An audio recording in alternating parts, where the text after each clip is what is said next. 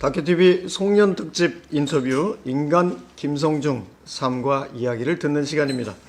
김성중 익산 성장포럼 대표님 모셨습니다. 대표님 반갑습니다. 예, 반갑습니다. 네. 두 번째 보니까 더 반갑네요. 네, 그러게요. 자, 오늘은 사실은 주제가 말 그대로 인간 김성중을 이야기하는 시간입니다. 얘기하시죠.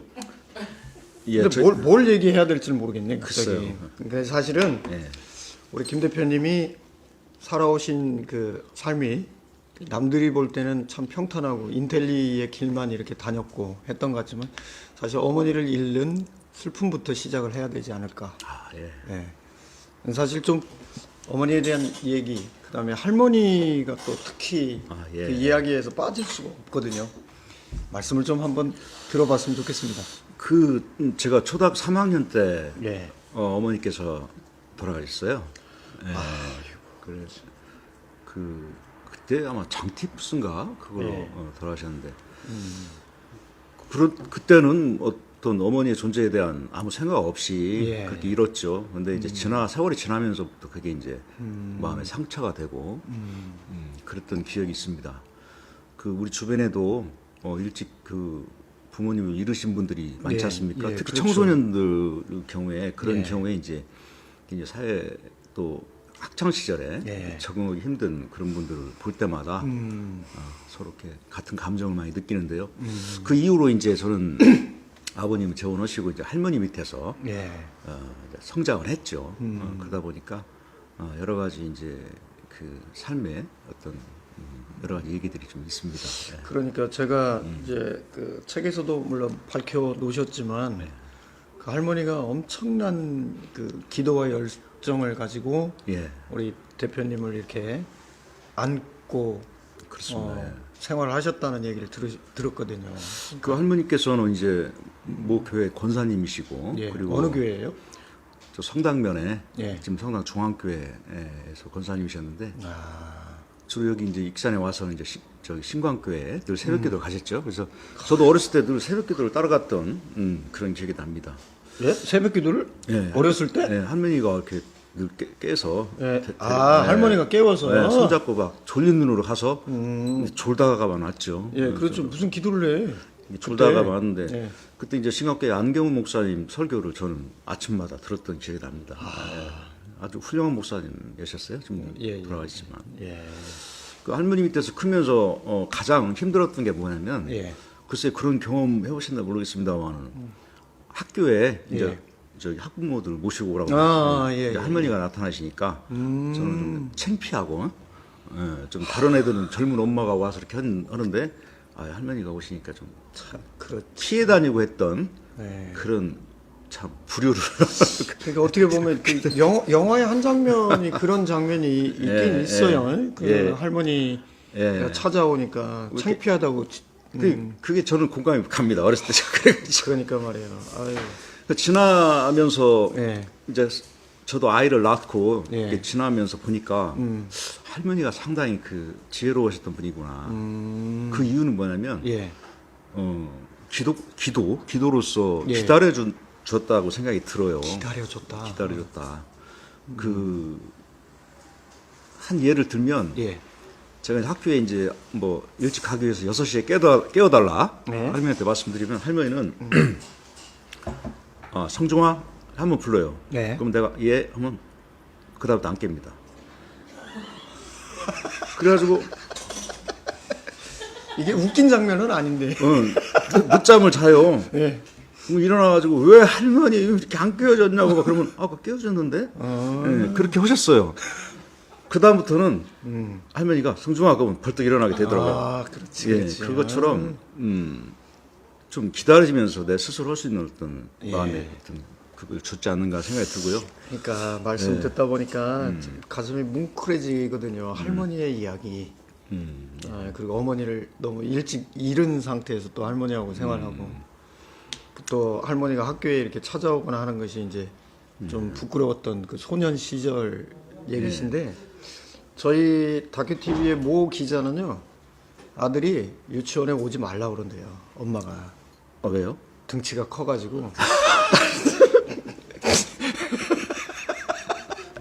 그러니까 아니 다른 엄마들은 다 이렇게 생겼는데 엄마는 두 사람 세 사람 몫을 하니까 자리가 삐좁다고 오지 말라고 그랬다든가 어쨌다든가. 근데 아마 세월이 지나면 예. 그렇지 않을 겁니다. 예, 그러니까 지금도 언뜻 기억이 나는데 예. 제가 어렸을 때 도벽이 있었어요. 그래요? 예, 물건 훔친 할머니 지갑에 손을 대고 동전 훔치고 아주 나쁜 놈이었군요.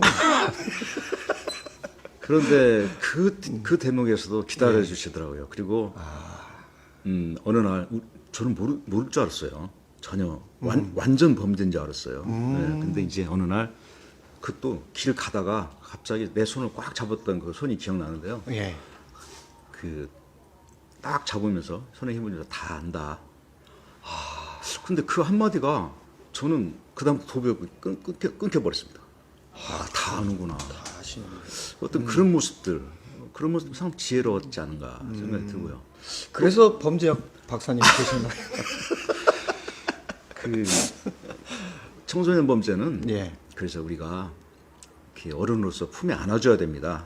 그걸 질책하고 거기에 대해서 책임을 묻고 하는 것도 중요하지만 그러니까요. 그 전에 어른들에서 품에 안아주는 한 번쯤 안아주면 아이는 변하거든요.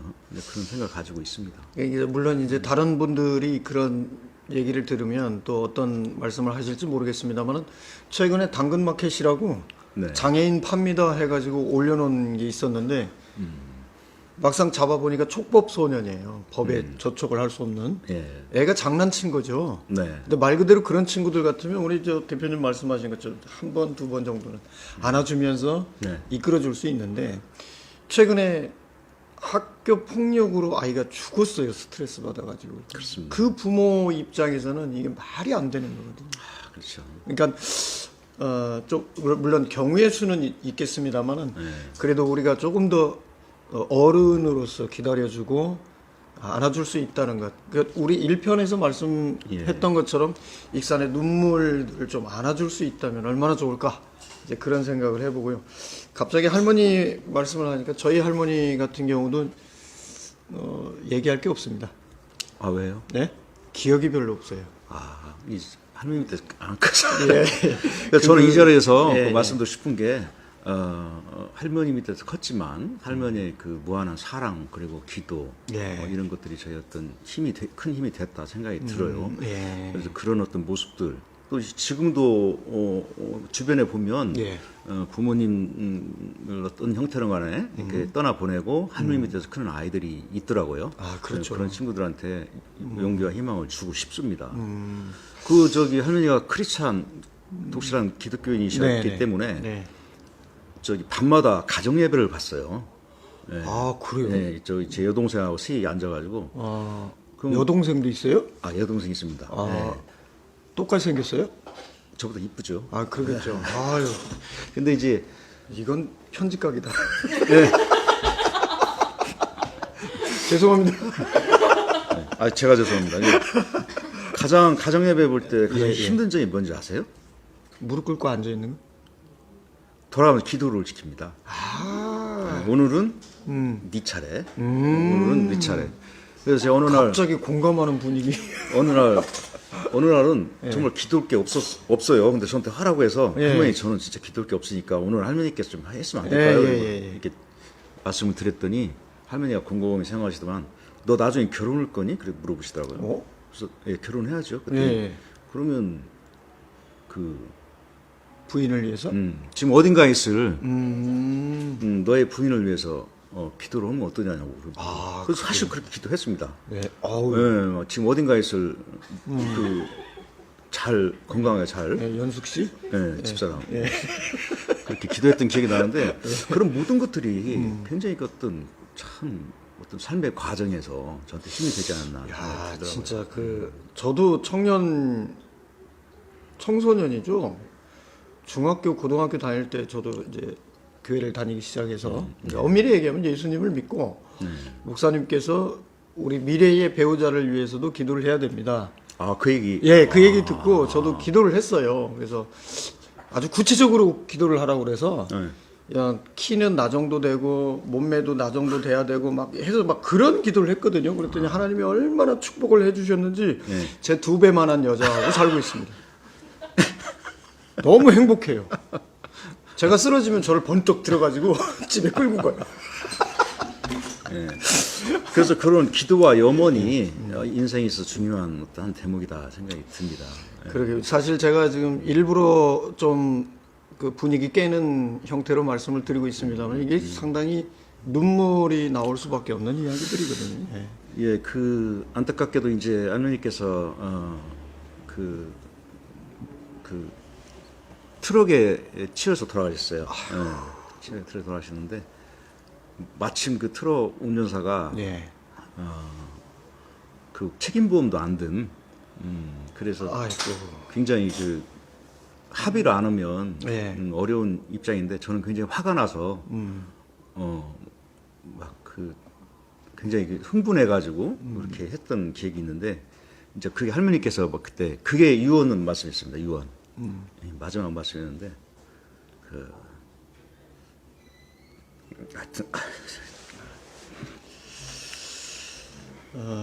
저는 할머니만 생각하고 시작했죠. 하여튼 뭐라고 하셨냐면 예. 그 트럭 운전사 용서해라. 아, 용서. 합의해줘라 그냥.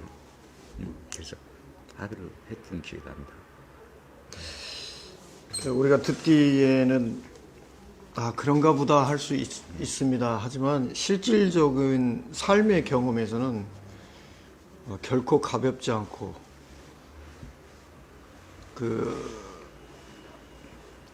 가슴으로 이렇게 올 수 있는 것들이 저도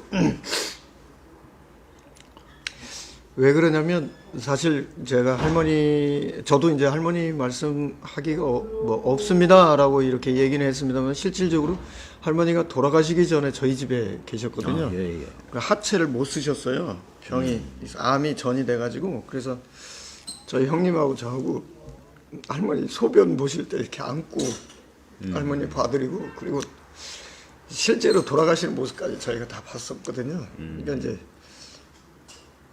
저도 아까 계속 이제 할머니 말씀하시니까 이제 참고 있었던 거지. 진정하십시오. 아이씨. 방송해야죠. 아이고. 이거 참. 방송해야죠, 이거. 누구나 삶에 굴곡은 있습니다. 삶에 애환도 있고요. 남들이 볼 때는 쉽게 얘기할 수 있지만 실질적인 삶을 살았던 사람들은 그리 쉬운 삶을 산 것은 아닙니다.